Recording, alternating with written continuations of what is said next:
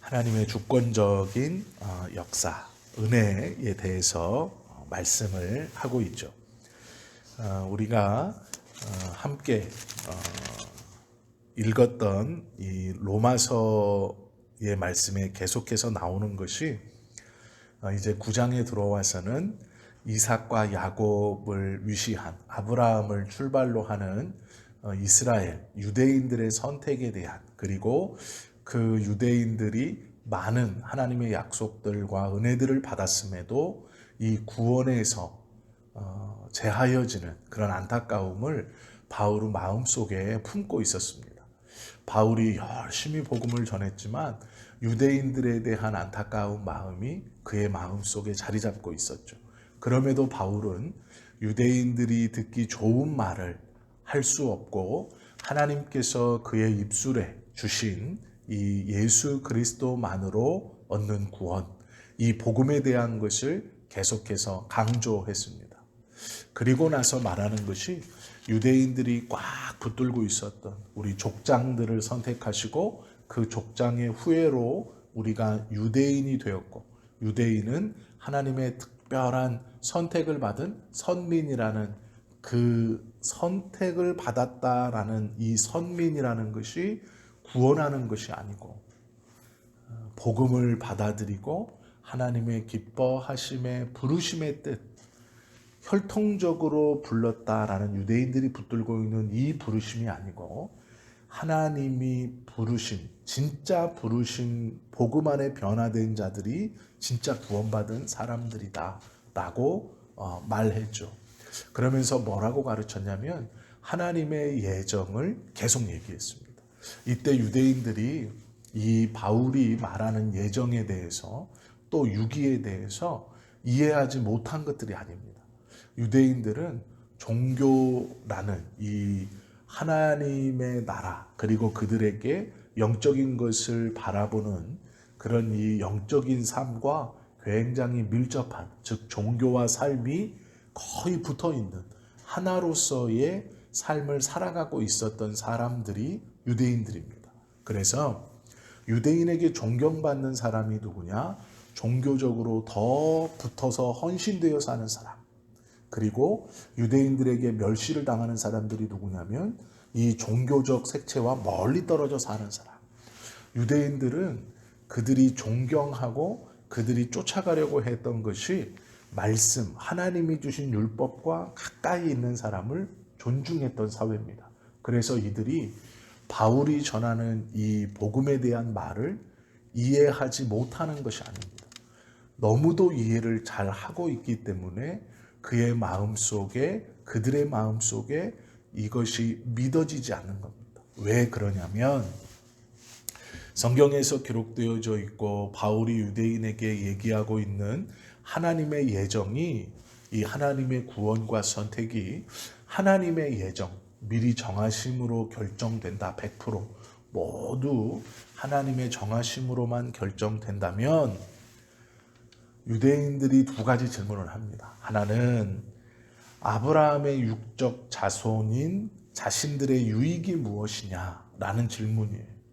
분명히 하나님은 아브라함을 선택하셨고 그것이 성경의 증거이고 그 아브라함에게 수많은 약속들과 은혜들을 약속하셨고 분명히 아브라함의 후손들이 이런 은혜를 받을 것이다라고 해 주셨는데 그것이 다 어떻게 되느냐. 그리고 당연히 나오는 것이 너의 말처럼 하나님의 선택이 인간의 선이나 악의 기준을 두지 않는다면 하나님은 불의한 자다. 이렇게 말하는 거예요. 하나님이 사람을 구원하시는데 사람이 선하게 살고 선한 사람이고 악하게 살고 악한 사람, 선한 사람을 구원하지 않는다면 선과 악이, 사람의 행위가 구원의 조건이 되지 않는다면 하나님은 나쁜 분이다. 이렇게 말하는 거예요. 이건 너무나도 당연한 질문입니다. 바울이 말하는 것은 유대인들이, 이스라엘이 과거로부터 붙들었던 여호와입니다. 그 여호와를 바울은 하나님이라고 표현하고 있어요. 그런데 이 하나님은 여호와와 다른 분이 아닙니다. 같은 분이신데 여호와가 우리에게 주셨던, 유대인을 선택하셨고 아브라함을 출발로 주셨던 그 수많은 약속들, 그 유익이 어디에 있느냐? 즉 우리가 그 이후로 지켰던 이 모든 것들의 유익은 아무것도 아니냐라는 반발과 질문이에요.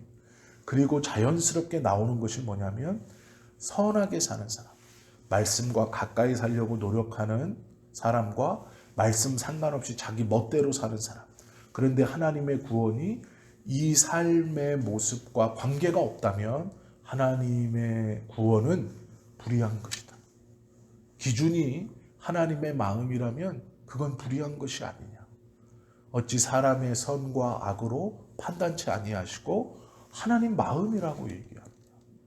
어떻게 너는 그렇게 말할 수 있느냐라는 것이죠. 이 두 가지의 질문은 당연한 질문입니다. 또 현대인들이 던지는 질문이기도 해요. 선, 악이 상관없다면 우리는 막 살면 되지 않느냐. 어차피 구원할 사람 구원하시고 유기할 사람 유기하신다는 것이 너희들의 말 아니냐라는 질문이죠. 똑같은 겁니다. 그러나 그 질문에 대해서 바울이 대답하는 것이 오늘 본문이에요. 그런즉 우리가 무슨 말을 하리요? 하나님께 불의가 있느냐? 그럴 수 없느니라. 이렇게 말하고 있는 거예요. 이 하나님의 선택 또 유기, 이것을 처음은 아니지만 구체적으로 기록해 놓고 그것을 성경의 가장 중요한 5가지의 가르침 중 하나이다라고 말한 사람이 칼빈입니다. 이 칼빈의 5대 교리 중에 무조건적 선택이라는 것이 있죠. 이것이 예정입니다. 그런데 이 칼빈의 5대 교리를 우리는 받아들여서 이 개혁교회의 출발 모토이면서 장로교회의 핵심이죠. 칼빈의 이 5대 교리와 반대에 있는 사람들이 있습니다. 완전히 반대쪽에. 그게 알미니안주의예요. 이 알미니안주의의 사람들은 오늘 우리가 믿고 있는 이 하나님의 예정과 선택을 부인합니다. 그래서 하나님은 구원 받을 만한 자들을 구원하신다. 이렇게 가르쳐요. 구원 받을 만한 자들. 즉 구원을 받을 만한 어떠한 것이 그에게 있을 때 하나님이 그를 구원하신다라는 것이죠. 바울은 인간의 자유의지나 인간의 삶과 상관없이 하나님께서 일방적으로 구원하시는 것을 성경에 빗대어 가르치고 있어요. 성경의 말씀도 분명히 그렇게 말하고 있죠. 바울은요, 하나님께 불의가 있을 수 있느냐? 그럴 수 없다 라고 말해요. 그러면서 출애굽기 33장 19절의 말씀이 15절에 써 있어요. 내가 긍휼히 여길 자를 긍휼히 여기고 불쌍히 여길 자를 불쌍히 여기리다. 하나님은 너희 조상들에게 분명히 말씀하셨다. 주어가 하나님이에요. 내가 불쌍히 여길 만한 사람을 불쌍히 여기고 내가 긍휼히 여길 만한 사람을 긍휼히 여긴다. 즉 이 하나님이 긍휼히 여기고 하나님이 불쌍히 여기는 사람은 사람에게 선택의 기준이나 무엇이 있는 게 아니라 일방적으로 하나님께 내가 불쌍히 여긴다. 내가 긍휼히 여긴다. 상대는 누군지 상관이 없는 거예요. 이 사람 뭐 하는 사람인지. 분명히 이렇게 과거에 출애굽기의 33장 19절에 이렇게 말씀하셨었다라고 지금 바울이 이 질문을 던지는 유대교적 배경을 가진 그리스도인들에게 대답해 주는 거예요. 구원받을 자의 선택은 원하는 자, 제가 구원받고 싶습니다. 그것도 아니고 구원받기 위해서 다른 박질하는 자, 구원받기 위해서 선한 행동을 하는 자, 그것도 아니다. 오직 긍휼히 여기시는 하나님으로 말미암음이다 라고 성경은 말씀하고 있죠. 구원받기를 원하는 자, 사람의 자유의지로 하나님 앞에 나아가기를 원하고 이 귀하고 복된 구원을 얻고자 하는 사람, 그 사람의 마음이 있다 그래서 하나님이 구원하신다. 아닙니다. 라고 이야기하는 것이죠. 요한복음 6장 44절에 예수님께서요, 이렇게 말씀해 주셨어요. 나를 보내신 아버지께서 이끌지 아니하시면 아무도 내게 올 수 없느니라. 예수님께 오는 사람은 하나님이, 성부 하나님이 보내주는 사람, 즉 보내주지 아니하신 사람은 아무도라도 내게 올 수 없다. 이렇게 예수님이 말씀하셨어요. 예수님께 온다는 것은 뭔가요? 예수님을 믿어 구원에 이른다는 거예요. 예수님을 믿어 구원에 이르는 자는 자기의 소원함과 원함도 아니고 다른 박질, 구원받기 위해서 선한 일들을 열심히 하는 사람도 아니고 하나님이 보내준 사람들만 구원에 자기에게 올 수 있다. 요한복음 6장에 분명히 이렇게 말씀해 주시고 있죠. 인간의 노력이나 마음으로 구원을 받을 수 없다. 인간의 도덕이나 선으로 하나님의 구원에 어떠한 것을 얻을 수 없다. 사람은 본능적으로요, 애쓰려고 합니다. 무엇을 이루기 위해서 애쓰려고 하는 것이 사람의 본능이에요. 내가 원하는 것을 가지려고 노력하는 것이 사람의 기본적인 마음입니다. 그래서 사람에겐 두 가지 마음이 있어요. 힘쓰고 애써서 얻으려고 하는 것과 요행이 바라는 두 마음이 함께 있습니다. 그래서 세상에서의 건강한 사람을 뭐라고 말하냐면 힘쓰고 애써서 얻으려고 하는 노력과 또 모든 것이 잘 될 거야 라는 긍정적인 마음, 이 마음을 가진 사람을 건강한 사람 이렇게 말해요. 그리고 힘쓰고 애는 쓰지만 요행을 바라지 않고 더 치열하게 사는 사람이 있고, 아무것도 하지 않고 뭐 우연히 되겠지, 무언가 너무 잘 될 거야 라고 생각만 하는 몽상가 같은 사람이 있죠. 그런데 문제는 뭐냐면 구원에 있어서 이 세상의 어떠한 기준도 하나님 앞에 통용되지 않는다는 거예요. 적어도 구원에 있어서는. 제가 세상을 살아가는 모든 삶의 방식이 이렇다고 성경이 가르칩니다 라고 말하는 게 절대로 아닙니다. 구원에 있어서만큼은 그렇다라고 하는 거예요. 왜 그러냐면 하나님의 백성은 구원받은 이후의 삶과 구원받기 이전의 삶이 완전히 다른 삶입니다. 그래서 구원받은 이후에 우리는 새롭게 태어나고 새로운 삶을 살아가기 때문에 구원받은 사람이 부지런히 살고 하나님의 도우심과 은혜를 구하는 건 너무 좋은 거예요. 그러나 구원받기 전에 부지런히 살고 요행이 모든 것이 잘 될 거야 라는 긍정적인 생각은 이 구원받은 사람이 하는 생각과 비슷해 보이지만 전혀 다른 것입니다. 우리가 이것을 기억해야 하는 것이죠. 적어도 구원에 있어서 우리의 원함이나 우리의 다른 박질은 아무런 조건이 되지 못한다. 성경은 그것을 계속해서 말씀하고 있고, 그렇게 선택하시는 하나님은 불의하지 않다. 이렇게 선언하죠. 한 가지 예로 들어볼 수 있는 게 있습니다. 그게 무엇이냐면 출애굽기, 여기서 이제 말씀하시는 33장 출애굽기에 있는 왜 15절에 니은이라고 써 있고 이 출애굽기 33장 19절 밑에 도움글에 보면 써 있어요. 이 구절이 이 바울이 유대적 배경을 가진 그리스도인들의 질문에 대답하면서 이 출애굽기 말씀을 인용합니다. 그리고 우리가 이 바로라는 인물이 누구인 줄 알아요. 바로는 애굽의 왕입니다. 애굽의 왕인데요. 우리가 애굽의 왕이 되는 과정들을 한번 짧게 생각해 보면 좋을 것 같아요. 왕이 되려면 태어나면서부터 왕의 아들로 태어나야 하죠. 왕자로 태어나야 합니다.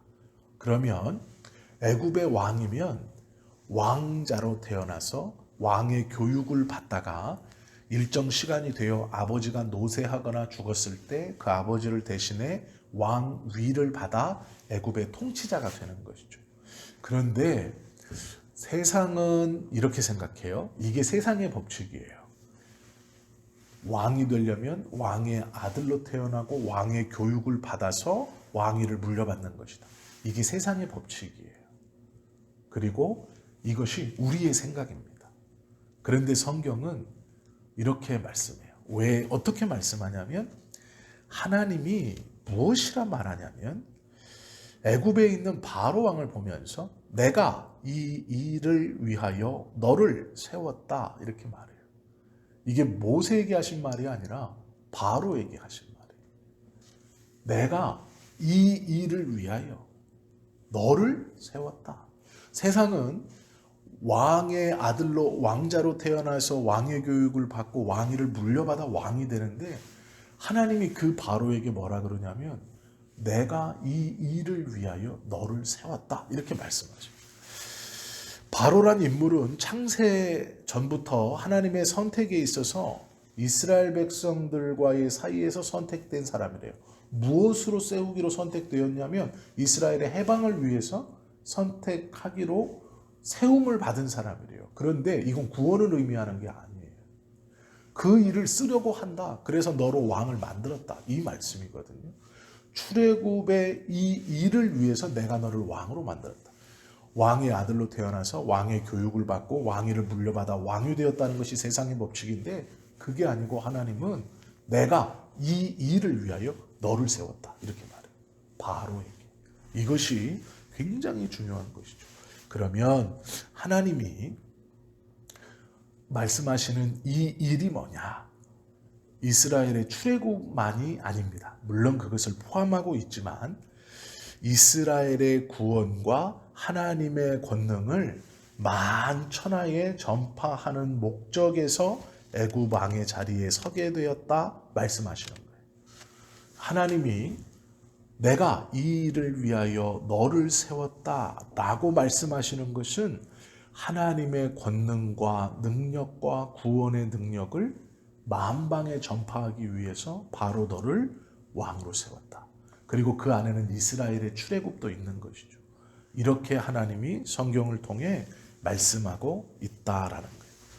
바로가 이 일을 세워졌다고 하신 말씀은 그 뒤에도 나옵니다. 왜 나오냐면 하나님께서 바로의 마음을 강팍하게 하셨다라는 말씀으로 우리가 알 수 있습니다. 모세는 하나님의 권능으로 애굽의 10가지 재앙을 내리게 합니다. 그런데 문제는 한 가지의 재앙만으로도 출애굽시키실 수 있어요. 하나님이. 충분히 그러실 수 있는 하나님이시죠. 사람이 견딜 수 있고 감당할 수 없고 또 사람이 생각해 볼 수 없고 감당할 수 없는 어떤 큰 재앙이 애굽에 딱 한 가지가 내린다면 바로는 마음을 바꿔먹을 수 있어요. 근데 하나님은 그렇게 아니하세요. 바로의 마음을 강팍해 하사 애굽이 섬기던 모든 우상들이 애굽을 유익하는 게 아니라 애굽에 저주를 내리듯 파리와 이 개구리 모든 것들이 다 애굽을 힘들게 해요. 애굽 백성들을 덮칩니다. 그리고 마지막 그들이 말하는 장자까지도 싹 정리하시죠. 10가지의 재앙을 통해서 하나님이 하나님의 능력과 이스라엘 백성들의 구원의 당위성 또 하나님의 구원의 범위와 권능을 만천하에 애굽의 모든 자들에게 보여주시는 것이죠. 이 일을 통하여 이루려고 내가 너를 세웠다라는 말씀을 출애굽을 하는 사건들을 읽어보면 그렇게 하나님이 하신 거예요. 이게 뭐냐면 유기예요. 유기. 사용하셨으니 구원하신 것 아닙니까? 아니에요. 이게 문제인 거예요. 우리가 하나님에게 사용되었으니 당신의 영광을 위해서 나를 사용하셨으니 저를 구원시켜 주셔야죠. 그것이 아니라는 거예요. 이 말씀을 헷갈리시면 안 돼요. 섭리라는 것이 무엇이냐면요. 너로 말미암아 내 능력을 보이고 내 이름이 온 땅에 전파되게 하려 한다라고 출애굽에 있어요. 출애굽기 말씀을 가만히 보시면 하나님이 바로를 향해서 너로 말미암아 내 이름이 온 땅에 전파되게 하려 한다. 내 능력을 보이게 하려 한다. 이렇게 말해요. 그때 나타나신 하나님의 능력은 그 이후 모든 사람에게 하나님의 살아계심을, 특별히 선택한 이스라엘에게 이 놀라운 하나님에 대해서 강력한 증거가 되는 것이죠. 바울은요 이렇게 말을 하고 있죠. 그런즉 하나님이 긍휼히 여길 자를 긍휼히 여기고 불쌍히 여길 자를 불쌍히 여기느니라, 이렇게 말하시죠. 성경에서 우리에게 말씀해 주시는 구원의 은혜에 대해서 계속해서 성경은 동일한 이야기를 하고 있어요. 그것이 무엇이냐면 구원은 하나님께 속한 것이다. 구원은 절대로 우리의 행위나 우리의 마음으로 이루어지거나 취소되는 것이 아니다. 선택과 유기는 하나님의 일방적 은혜이다 라고 말하고 있습니다. 구원에 있어서는 우리가 경험하는, 이미 하나님의 백성으로 경험하는 은혜의 법칙을 구원에도 적용하려고 하면 안 됩니다. 구원에 있어서만큼은 하나님은 독보적인 존재이세요. 홀로 결정하시고 끌어가시는 분이세요. 이 구원은 우리의 편에 속한 것이 아니에요. 하나님의 편에 일방적으로 속해 있는 하나님의 권능입니다. 하나님의 작정이에요. 하나님의 의도입니다. 그래서 우리가 어떻게 할 수 없다라는 것이죠. 우리는 분명히 알아야 하는 것이 하나님께 속한 권한을 우리 인간들이 침해해서도 안 되고 침해할 수도 없다. 하나님께서 우리와 같은 죄인들을 창세전에 그리스도 안에서 특정하시고 하늘에 예비된 모든 신령한 복을 주겠다 말씀하셨어요. 그것을 믿고 또 그것을 소망하는 것 자체도 하나님의 선택 아래 선택되었기 때문에 그것을 사모할 수 있는 것이죠. 우리가 믿음으로 더 큰 것을 바라볼 수 있다는 것은 하나님께서 우리의 마음에 그 믿음을 주셨다는 거예요. 우리가 하나님의 것을 사모할 수 있는 것은 하나님이 우리에게 그 마음을 주신 거예요. 그래서 바로는 하나님의 영광을 위해서 선택되었고 왕으로 세웠지만 악한 것으로 하나님의 것을 드러낸 것이죠. 그러나 우리는 하나님이 우리를 불러 세워 믿음의 사람으로 하게 하셨지만 동일하게 하나님의 권능과 영광을 드러내기 위해 세우셨어요. 그러나 하나님의 선한 것으로 하나님을 드러내게 하는 것이죠. 이 선택은 유기된 자와는 완전히 다른 거예요. 완전히 결과가 완전히 다른 삶을 사는 거예요. 그러면 그렇게 불의하신 하나님이냐라고 질문할 수 있지만 그 질문에 대해 그럴 수 없다. 하나님은 불의하시지 않다라고 이야기하는 거예요. 왜요? 그분은 나와 똑같은 분이 아니고 창조주이시기 때문에 그래요. 하나님이시기 때문에 그분에게서는 불의가 없다라고 선언하는 것이죠. 우리는 이 은혜를 받았기로 감사하면서 또 기뻐하면서 충분히 살 수 있다라는 것이죠. 17절 말씀 보세요. 거기에 보면 디귿이라고 되어 있는데 밑에 보시면 출애굽기 9장 16절 말씀이 붙어 있는 거예요. 그 디귿은 뭐라고 써 있어요? 내가 이 일을 위하여 너를 세웠으니 곧 너로 말미암아 내 능력을 보이고 내 이름이 온 땅에 전파되게 하려 함이라 하셨으니 라고 말해요. 이것이 바로에게 말씀하신 거예요. 그리고 18절에 보시면 그런즉 하나님께서 하고자 하시는 자를 긍휼히 여기시고 하고자 하시는 자를 완악하게 하시느니라. 오늘 본문의 말씀이 이해가 되셨죠? 그러니까 로마서의 말씀은 일방적으로 가지고 있는 믿음을 막 어거지로 강요하는 말씀이 절대로 아니에요. 이 말씀은 복음에 대해서 하나하나 자세하게 천천히 몇 번이고 강조해서 푸는 말씀이에요.